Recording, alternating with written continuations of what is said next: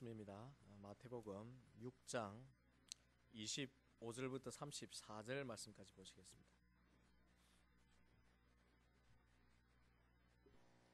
마태복음 6장 25절부터 34절 말씀입니다. 우리 한 절씩 교독해서 봉독합니다. 그러므로 내가 너희에게 이르노니 목숨을 위하여 무엇을 먹을까 무엇을 마실까 몸을 위하여 무엇을 입을까 염려하지 말라. 목숨이 음식보다 중하지 아니하며 몸이 의복보다 중하지 아니하냐.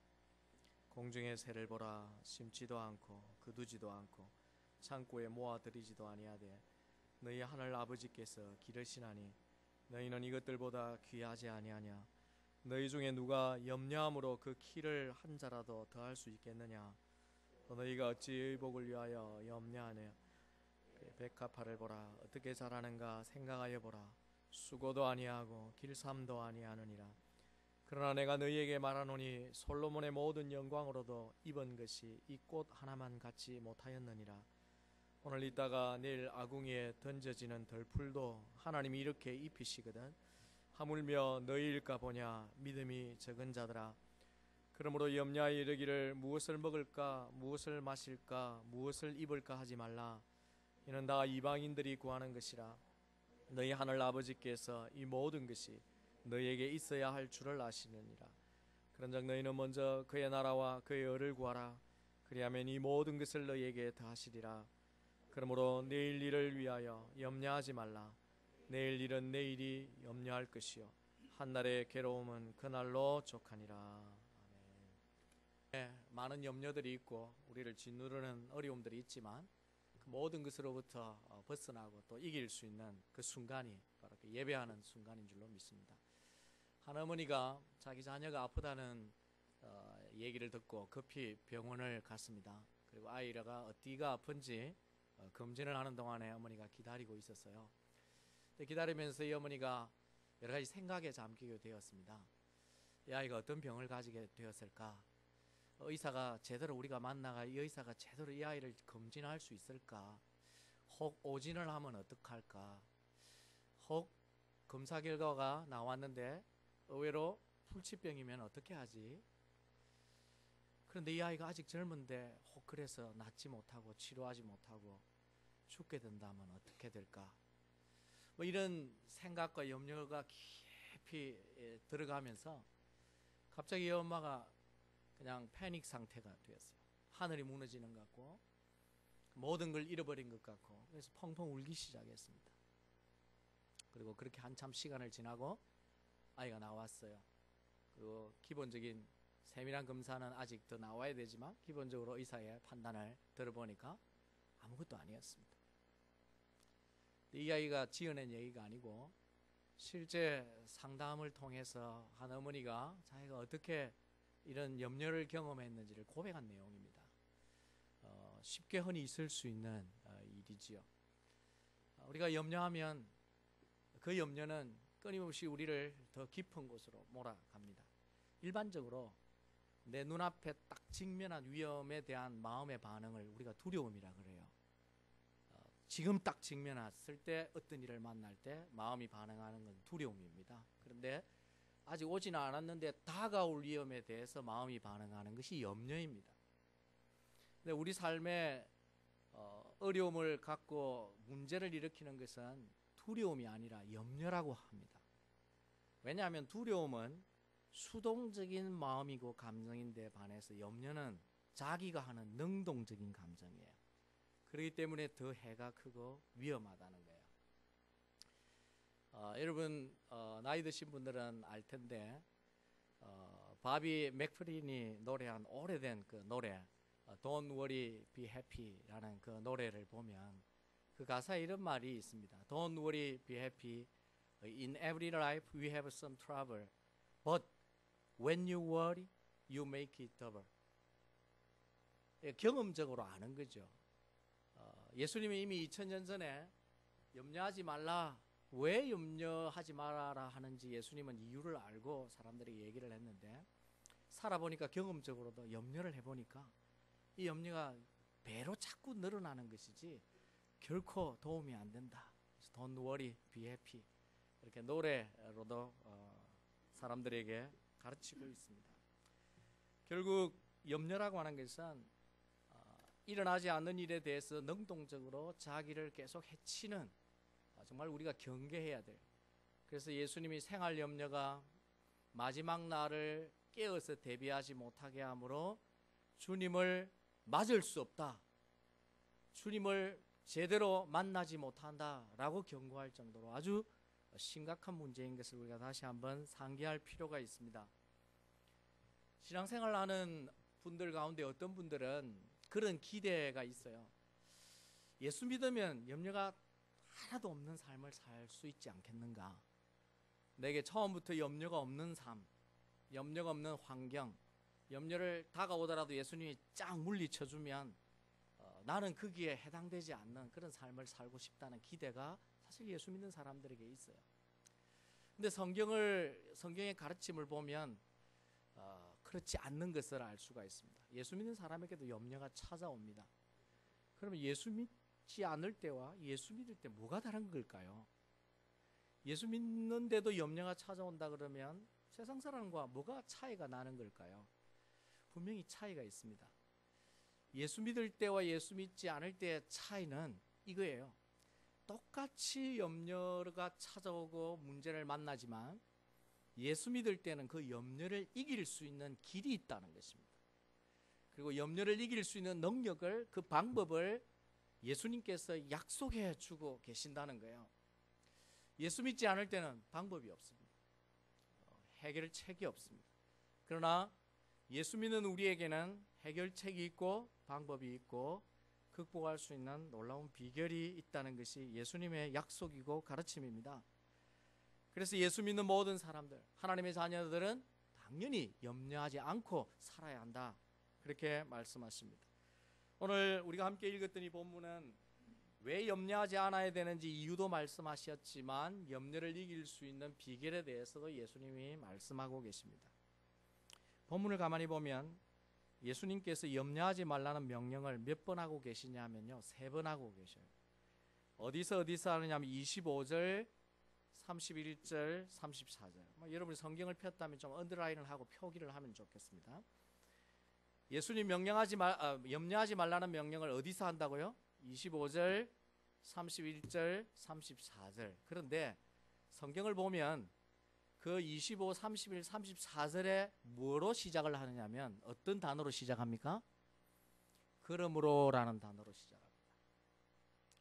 이게 무슨 말이냐면 그러므로라고 하는 접속사를 가지고 염려하지 말라라고 할 때 문장을 전개하는 방식상 앞에 얘기가 이러이러하기 때문에 결론으로 염려하지 말라 하시는 거예요. 다시 말하면 그러므로 염려하지 않아야 된다라고 말할 때 염려하지 않아야 될 이유와 그 방법이 그 앞에 있다는 것입니다. 염려하지 않고 염려를 극복할 수 있는 방법의 비결이 25절, 31절, 34절 그러므로 그 앞에 다 있습니다.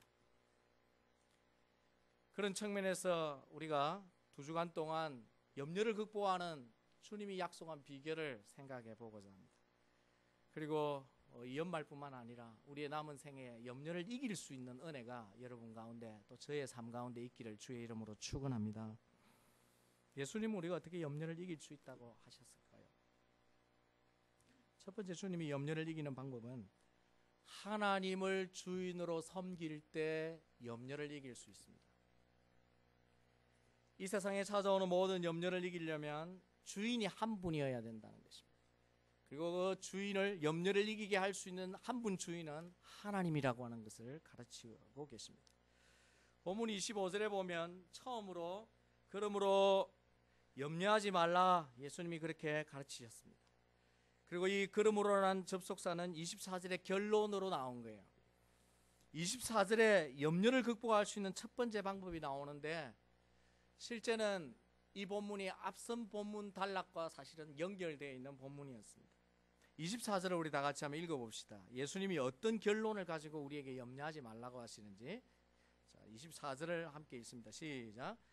한 사람이 두 주인을 섬기지 못할 것이니 혹 이를 미워하고 저를 사랑하거나 혹 이를 중히 여기고 저를 경히 여김이라. 너희가 하나님과 재물을 겸하여 섬기지 못하느니라.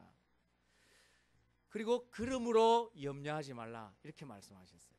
무슨 말이냐면 예수님은 우리가 이 땅에 사는 동안에 두 주인을 섬기는 동안에는 염려를 절대 쫓아버릴 수 없다는 얘기입니다.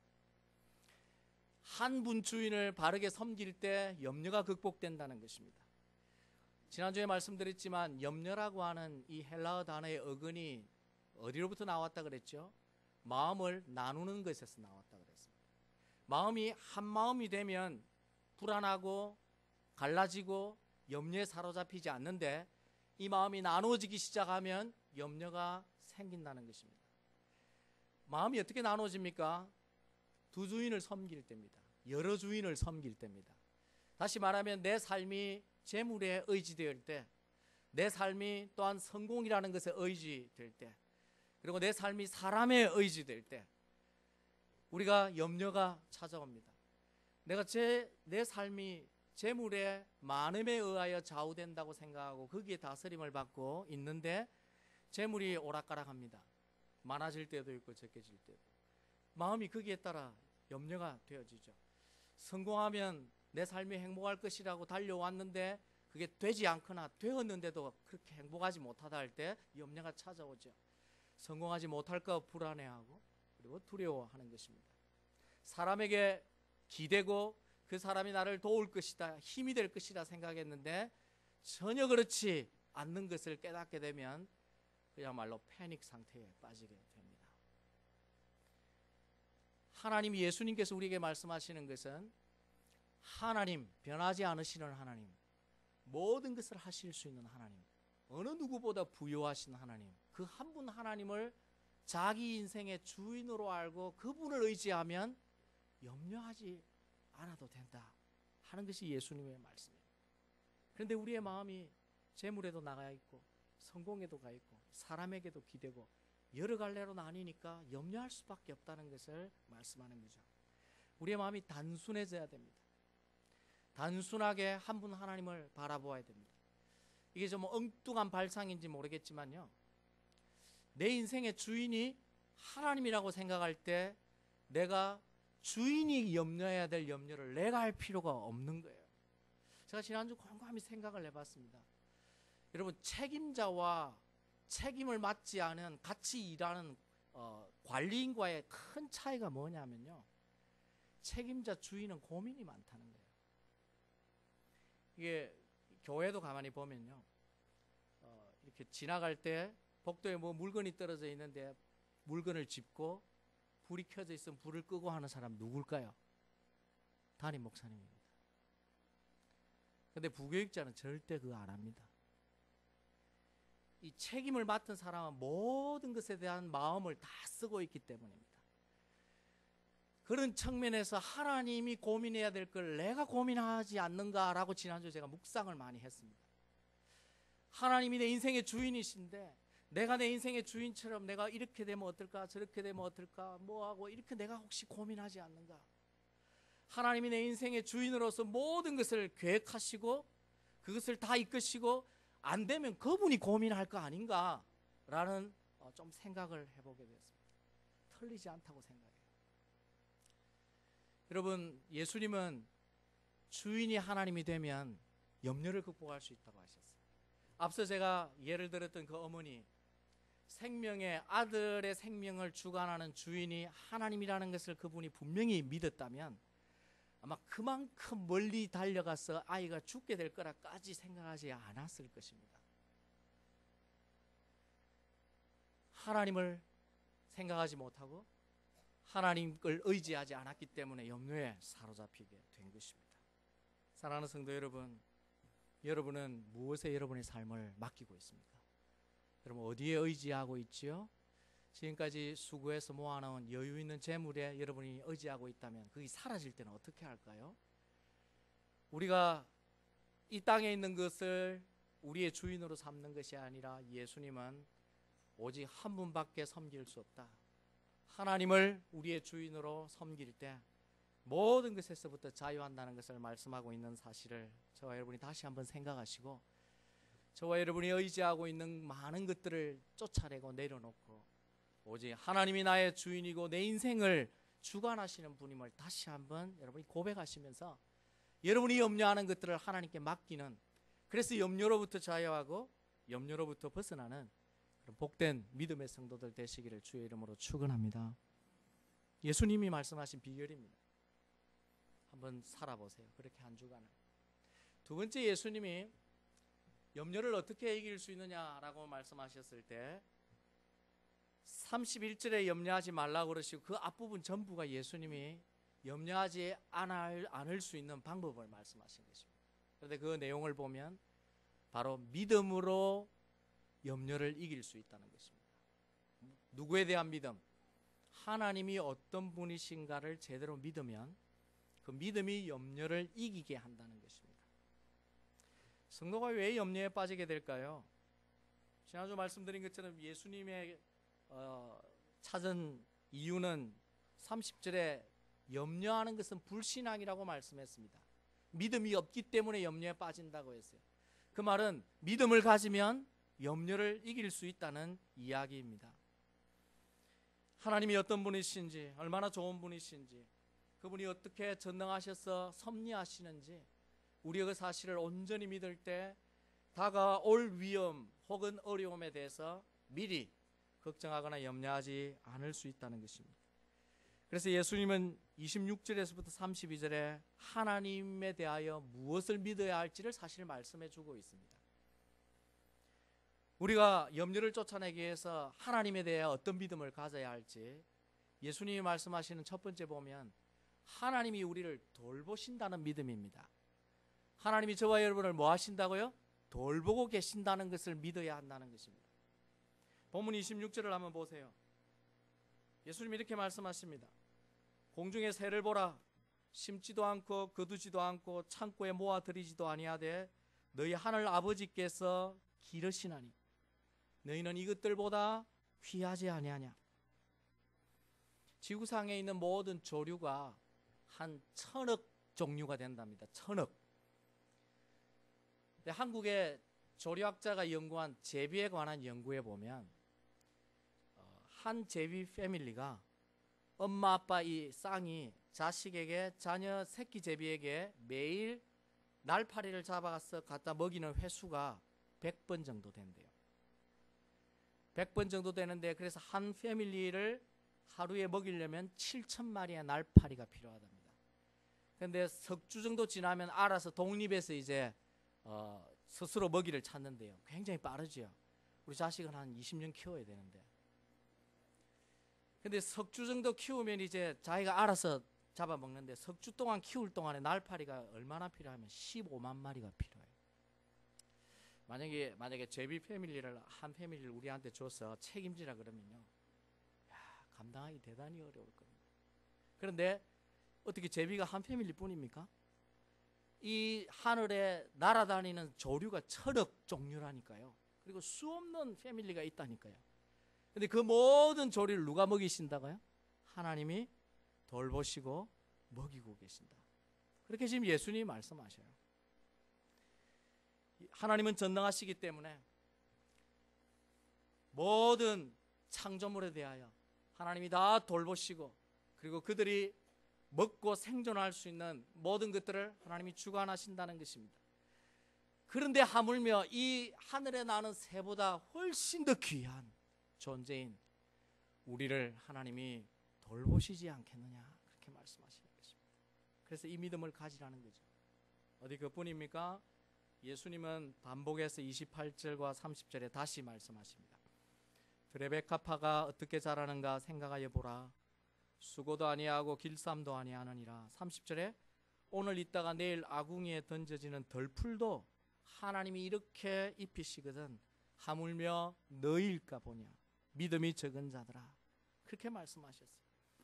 하나님은 하늘에 나는 새들뿐만 아니라 들에 있는 백합화도 아름다운 꽃이든 밋밋한 덜풀이든 하나님이 다 책임지고 알아서 돌보고 계신다. 그런데 창조물 가운데 너희가 누구냐, 하물며 너희일까 보냐. 너희가 누굽니까? 하나님의 자녀들, 하나님이 사랑하는 자기 자녀들, 하나님이 구원하신 저와 여러분들, 하나님이 얼마나 귀하게 여기시고 얼마나 소중히 여기시는 존재인 우리를 하나님께서 결코 외면하지 아니하시고 결코 우리를 버리지 아니하시고 우리를 돌보시지 않겠느냐 하는 것이 예수님의 말씀입니다. 하나님은 우리의 머리털도 다 세심바 되고 눈동자와 같이 우리를 지키시고 그리고 우리와 동행하시고 우리의 모든 기도에 귀를 기울이시는 그분이 우리를 돌보신다 하는 사실을 우리가 믿을 때 그 믿음이 미래에 대해 찾아오는 불안과 염려를 이기게 한다는 것입니다. 예수님께서 여기 보라라고 하는 것은 문자적으로 눈을 들어서 시각적으로 보라 하는 의미도 있지만 이 뜻은 배우라는 의미입니다. 한번 보고 어떻게 다 생존하고 있는지 하나님의 그 손길을 생각하면서 배우라는 것이죠. 사랑하는 성도 여러분, 여러분에게 생활 염려가 찾아올 때 나는 하늘에 나는 새보다 더 귀하다. 나는 들의 백합화보다 더 귀한 존재이다. 하나님이 나를 그렇게 만드시고 여기셨다. 그래서 하나님이 나를 돌보고 계신다는 사실을 믿으십시오.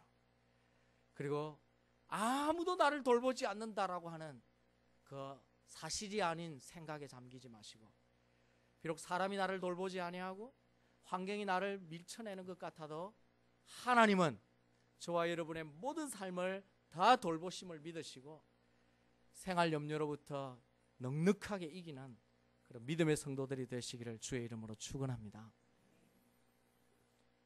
무엇을 우리가 믿어야 할까요? 예수님이 뭘 믿으라고 우리에게 또 가르치고 교훈하실까요? 우리가 믿어야 할 두 번째 사실은 하나님께서 다 아신다는 믿음입니다. 예수님이 그걸 믿으라고 말씀하십니다. 본문 31절부터 32절에 예수님이 말씀하시기를 그러므로 너희가 염려하여 이렇게 뭘 필요로 할까 생각하지 말라. 그건 다 이방인이 구하는 것이다. 너희가 염려하지 않아야 될 이유가 있다면 너희 하늘 아버지께서 이 모든 것이 너희에게 있어야 할 줄을 뭐 하시느니라? 아시느니라. 하나님은 우리를 돌보실 뿐만 아니라 우리에게 무엇이 있어야 할지를 다 아신대요. 아니 이 땅에 60억이 넘는데 그 사람의 필요를 다 안단 말이에요. 예, 하나님이 다 아신대요. 저와 여러분에게 지금 무엇이 필요한지를 하나님이 패밀리마다 하우스마다 여러분 개인마다 하나님이 다 아시고 계신대요. 그것이 예수님의 말씀입니다. 예수님이 말씀하신 여기 이방인이 누구입니까? 여기 이방인은 하나님을 모르는 사람들입니다. 귀신을 숭배하는 사람들이죠. 우상을 숭배하는 사람들이죠.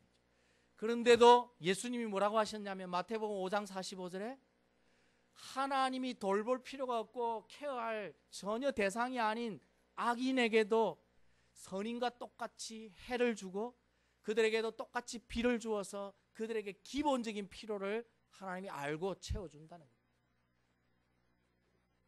하물며 자기의 사랑하는 자녀의 필요가 무엇인지 하나님이 모르실 리가 없다고 말씀하십니다. 여러분 한번 생각해 보십시오. 하나님이 나의 모든 걸 다 아신다. 그걸 믿으면요 마음이 편안해져요.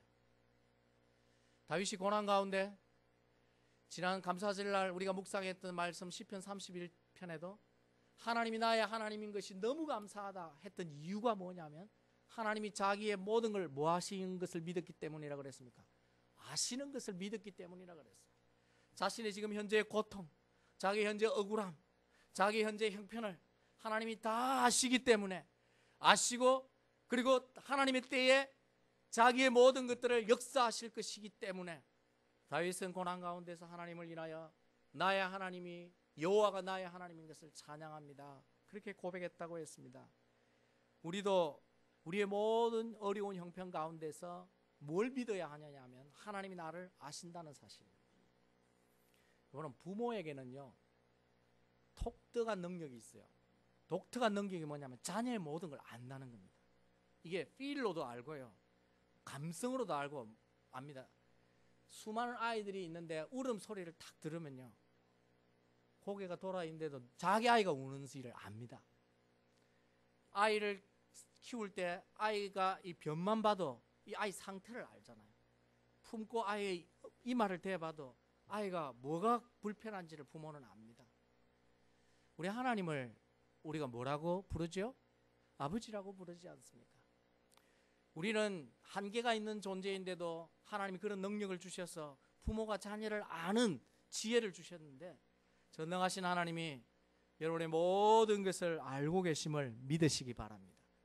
현재 내 마음의 힘듦, 내 마음의 애통함, 내 마음의 불안과 염려들까지도 주님은 다 알고 계시고 그 필요를 알고 계시고, 그리고 주님이 예비하고 계신다는 사실을 예수님은 우리에게 믿으라고 그렇게 말씀하십니다.